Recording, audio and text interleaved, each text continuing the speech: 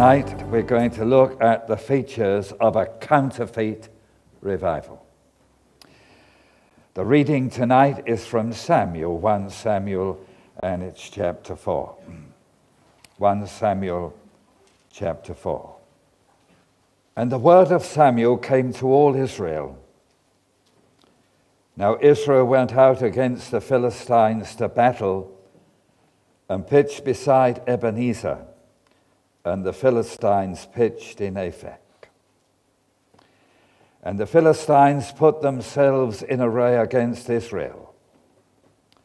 And when they were joined in battle, Israel was smitten before the Philistines, and they slew of the army in the field about 4,000 men.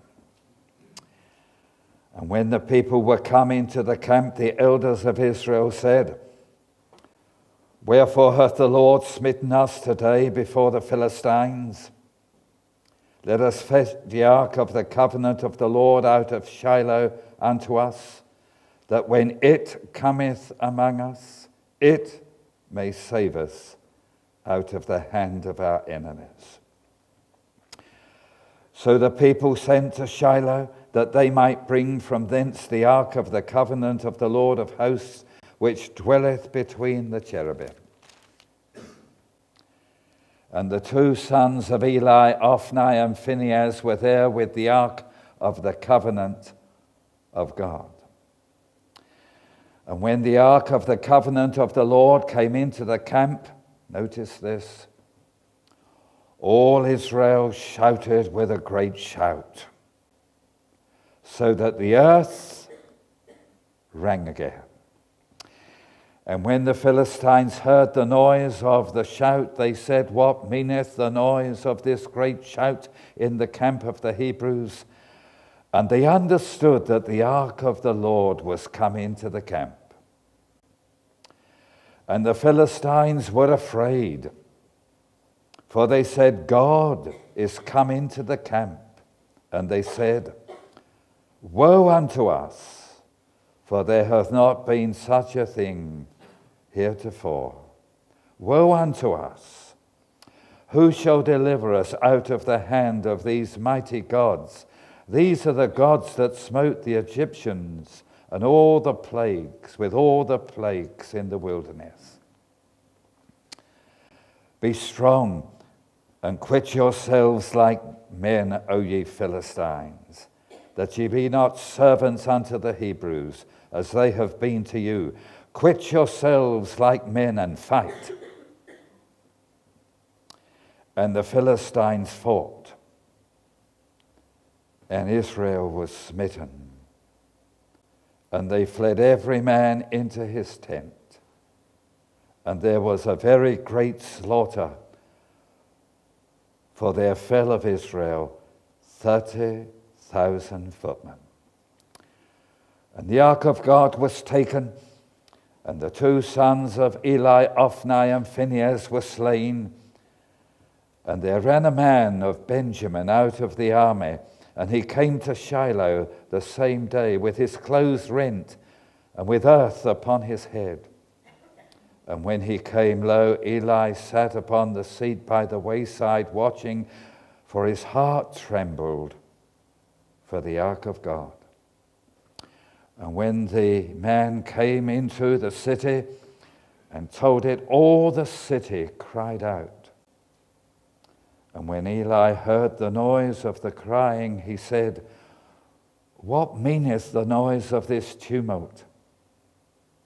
And the man came in hastily and told Eli. Now Eli was 98 years old, and his eyes were dim, that he could not see. And the man said unto Eli, I am he that came out of the army, and I fled today out of the army. And he said, What is there done, my son? And the messenger answered and said, Israel is fled before the Philistines, and there has been also a great slaughter among the people. And thy two sons, Ophni and Phinehas, are dead, and the ark of God is taken. And it came to pass when he made mention of the ark of God that he fell from off his seat backward by the side of the gate, and his neck brake, and he died. For he was an old man and heavy, and he had judged Israel 40 years. And his daughter-in-law, Phinehas' wife, was with child near to be delivered.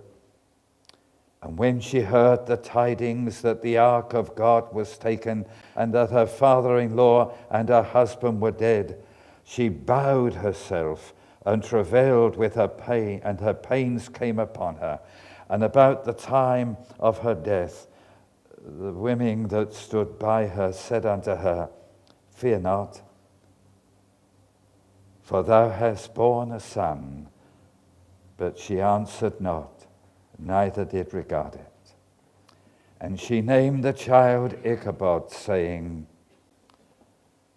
The glory is departed from Israel, because the ark of God was taken, and because of her father-in-law and her husband.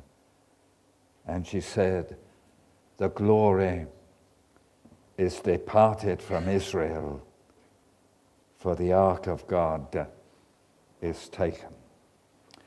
Now you'll forgive the long reading. It's a sad portion, but there are deep truths in it.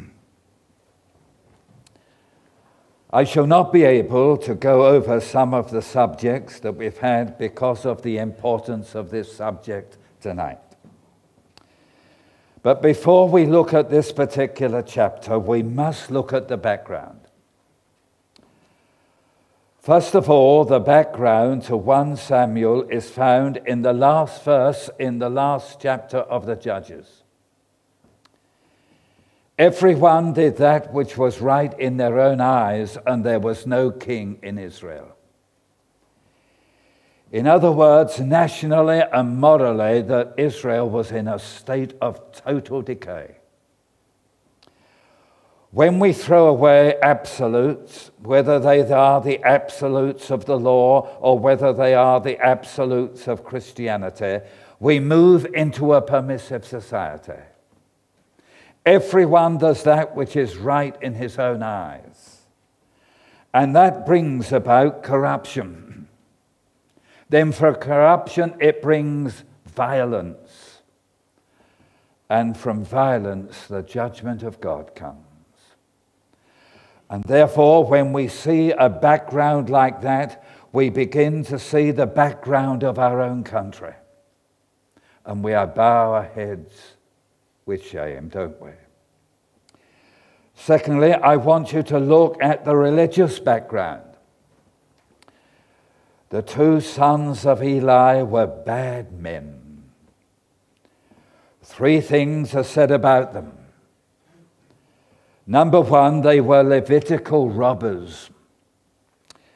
When the people brought their offerings, they invented a 3-pronged hook and they plunged it into a cauldron, and all that they took out belonged to them, including the fat of the offerings.